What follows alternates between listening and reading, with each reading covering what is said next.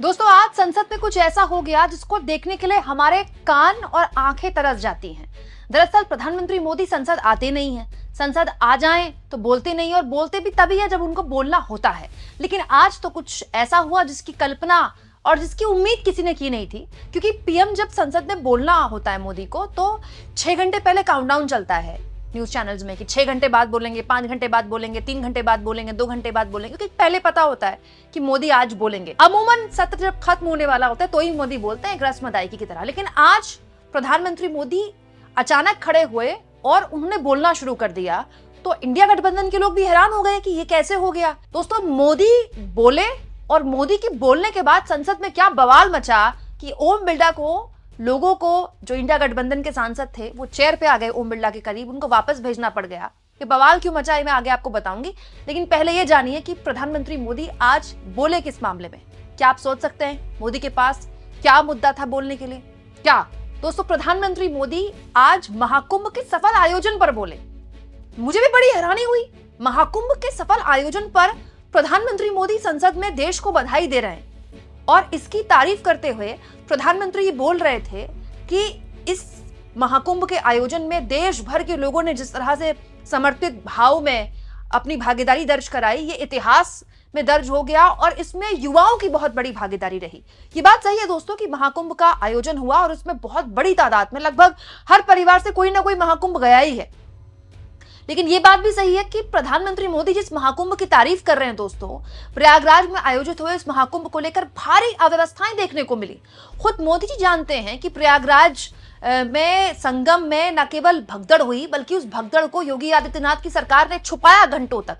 अब तक स्वीकार तक नहीं किया गया कि 2 जगह भगदड़ हुई कि 3 जगह भगदड़ हुई। खुद मोदी जी जानते हैं कि सरकार को स्वीकार करने में घंटों का वक्त लग गया, लेकिन उसके बावजूद भी प्रधानमंत्री मोदी आज संसद में महाकुंभ में एकता का ज्ञान दे रहे थे। दोस्तों, ये ज्ञान कितना खोखला है मैं आगे आपको बताऊंगी, लेकिन सुनिए पीएम ने महाकुंभ में एकता की बात पर क्या कहा।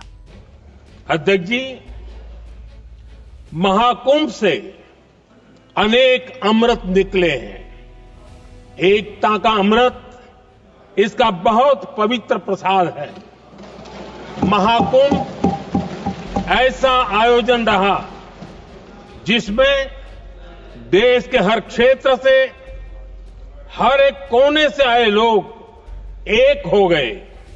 लोग अहम त्याग कर वयम के भाव से, मैं नहीं हम की भावना से प्रयागराज में जुटे। अलग अलग राज्यों से लोग आकर पवित्र त्रिवेणी का हिस्सा बने। जब अलग अलग क्षेत्रों से आए करोड़ों करोड़ों लोग राष्ट्रीयता के भाव को मजबूती देते हैं, तो देश की एकता बढ़ती है। जब अलग अलग भाषा बोलियां बोलने वाले लोग संगम तट पर हर हर गंगे का उद्घोष करते हैं, तो एक भारत श्रेष्ठ भारत की झलक दिखती है। एकता की भावना बढ़ती है। महाकुंभ में हमने देखा है कि वहां छोटे बड़े का कोई भेद नहीं था। ये भारत का बहुत बड़ा सामर्थ्य है। ये दिखाता है कि एकता का अद्भुत तत्व हमारे भीतर रचा बसा हुआ है। हमारी एकता का सामर्थ्य इतना है कि वो भेदने के सारे प्रयासों को भी भेद देता है। एकता की यही भावना भारतीयों का बहुत बड़ा सौभाग्य है। आज पूरे विश्व में जो बिखराव की स्थितियां हैं, उस दौर में एकजुटता का ये विराट प्रदर्शन हमारी बहुत बड़ी ताकत है। अनेकता में एकता भारत की विशेषता है। ये हम हमेशा कहते आए हैं, ये हमने हमेशा महसूस किया है, और इसी के विराट रूप का अनुभव हमने प्रयागराज महाकुंभ में किया है। दोस्तों, प्रधानमंत्री मोदी कहते हैं कि महाकुंभ से एकता का अमृत निकला। कितना अच्छा लग रहा है मोदी जी की जुबान से ये बात सुनना, एकता की बात सुनना। ये उस माहौल में हो रहा है जब उन्हीं की डबल इंजन सरकार के महाराष्ट्र के नागपुर में, जहां मोदी जी को कुछ दिनों में जाना है, नागपुर में कल रात ही हिंसा भड़की है दो समुदाय के बीच। इस वक्त वहां पर पुलिस के हिसाब से हालात नियंत्रण में हैं, लेकिन हालात क्या बिगड़े उसका बैकग्राउंड मोदी जी अच्छे से जानते हैं। क्यों? क्योंकि उन्हीं की सरकार के मंत्री लगातार औरंगजेब को लेकर, औरंगजेब की कब्र को लेकर जिस तरह की बयानबाजी कर रहे थे, वो न केवल नफरत भरी थी बल्कि उकसाने वाली थी। दोस्तों, महाराष्ट्र के मंत्री नीतीश राणे, जो इस वक्त महाराष्ट्र के सबसे बड़े हिंदूवादी नेता बनने की फिराक में है या बनने की कोशिश कर रहे हैं, उनकी तरफ से ये तक कह दिया गया कि मंत्री रहते वो ज्यादा कुछ नहीं कह सकते, लेकिन जब बाबरी मस्जिद गिराई जा सकती है कार सेवकों द्वारा, तो फिर औरंगजेब की कब्र क्यों नहीं हटाई जा सकती। सोचिए, ये महाराष्ट्र के एक मंत्री कह रहे हैं। खुद महाराष्ट्र के मुख्यमंत्री ने 6-7 दिन पहले बयान दिया है कि औरंगजेब की कब्र हटा देनी चाहिए। ये औरंगजेब को लेकर पिछले 7-8 दिन से न्यूज चैनल्स, बीजेपी के नेता लगातार बयानबाजी कर रहे हैं, हिंदूवादी संगठन वहां पर लगातार विरोध प्रदर्शन कर रहे हैं, और उसका नतीजा यह निकला कि कल एक अफवाह मची, अफवाह के बाद बवाल मचा, और उसके बाद वहां पर हिंसा हुई, और हिंसा में आगजनी की खबर है। हिंसा में 40 से ज्यादा लोगों को हिरासत में लिया जा चुका है, पुलिस तक पर हमला हुआ। सोचिए, महाकुंभ में प्रधानमंत्री मोदी एकता का ज्ञान दे रहे हैं देश को, लेकिन खुद उनके डबल इंजन सरकार में, खुलेआम सरकार में मुख्यमंत्री हो चाहे प्रदेश के मंत्री हो, ऐसी भाषा बोल रहे हैं जो सांप्रदायिक सौहार्द किसी तरह से अच्छा करने वाली तो नहीं है। तो मैं ये जानना चाहती हूं कि ये हिंदुओं की एकता की बात कर रहे थे मोदी, कि महाकुंभ में हर कोई आया, चाहे वो किसी भी जाति का हो, ये हिंदुओं की एकता बात कर रहे थे? क्योंकि महाकुंभ में तो दोस्तों मुसलमानों का बॉयकॉट किया गया था, आर्थिक बॉयकॉट किया गया था ना। साफ कहा गया था मुसलमानों से कि वो किसी भी हाल में कोई दुकान ना लगाएं। तो मुसलमान तो वहां गया नहीं, और मुसलमान की वहां दुकान भी नहीं लगाई गई। वहां जाने वाला हिंदू था, वहां भगदड़ में मरने वाला हिंदू था, इसके अलावा जो अव्यवस्था वहां मची वो भी हिंदू था। तो मोदी जी एकता का ज्ञान किसको दे रहे हैं? हालांकि प्रधानमंत्री मोदी जब बोल रहे थे, तो उसके बाद दोस्तों जैसे ही मोदी ने बोलना खत्म किया, संसद में काफी बवाल मच गया, क्योंकि विपक्ष के लोगों ने पूछना शुरू कर दिया ओम बिरला से कि किस नियम के तहत आपने मोदी को बोलने का मौका दिया। उसके बाद सुनिए ओम बिरला ने क्या कहा।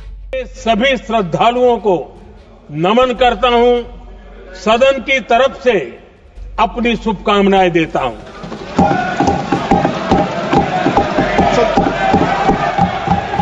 नियम 372, एक मिनट, नियम 372 के तहत आप विद्वान माननीय सदस्य विषय उठा रहे थे ना, इसलिए मैं बोल रहा हूं, आप नियम पढ़ लिया करें। हर विषय सदन नियमों से चलता है।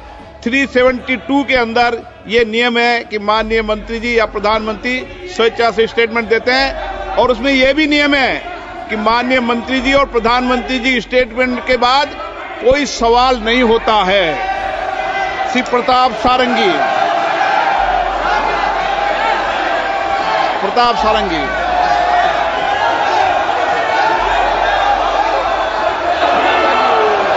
हर हर महादेव।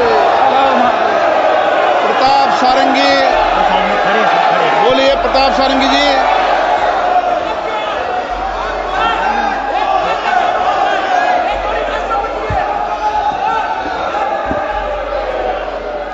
प्रधानमंत्री मोदी बात तो बहुत अच्छी बोलते हैं, लेकिन आपके हिसाब से क्या लगता है आपको, मोदी जी की बात और सच्चाई में कितना फर्क है? और महाकुंभ में प्रधानमंत्री बोल सकते हैं, लेकिन बोलने के लिए तो मोदी जी के पास बहुत मौके हैं दोस्तों। तो प्रधानमंत्री मोदी का महाकुंभ में बोलना इस बात की तस्दीक करता है कि जातिगत जनगणना की बात जो लगातार राहुल गांधी बोल रहे हैं, उससे आरएसएस और बीजेपी डरी हुई है। बीजेपी ये बात जानती है कि महाकुंभ में हर जाति के लोग आए, ये बात सही है। हिंदू धर्म के जितने भी जाति के लोग हैं, सब लोग वहां आए, और वहां महाकुंभ में तो किसी तरह का कोई डिस्क्रिमिनेशन होता नहीं, कोई भेदभाव होता नहीं है ऊंच नीच जात का।